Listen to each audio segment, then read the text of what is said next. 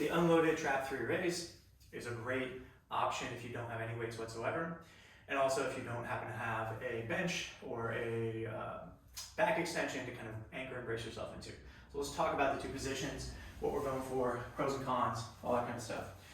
I tend to like this version the best just because it does encourage a good back position of tension. You can get into a low extension here. It forces you to use your hips correctly, and I've generally found this to be a better overall stimulus.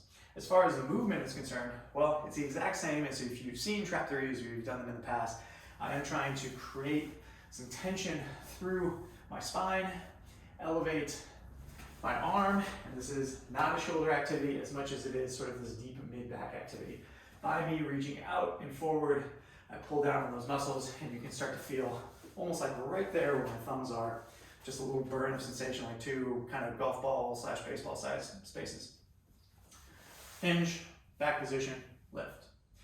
If that position is problematic for whatever reason, you can't really get the hips correct, you feel like you're kind of slouching over, it hurts your back, you can always go to the ground.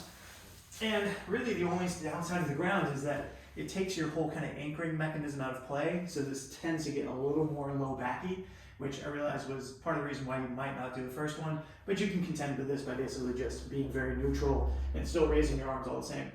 Nothing really changes. I'm still thinking about length, I'm still thinking about elevation, but I have the ability to find myself in a little slightly more comfortable position. If you're in between, you can get some extension through here and get that same type of a bit of global extension. It's just not going to radiate all the way down to your hips, which, pros and cons depending on what you set up. Last bit is hand width.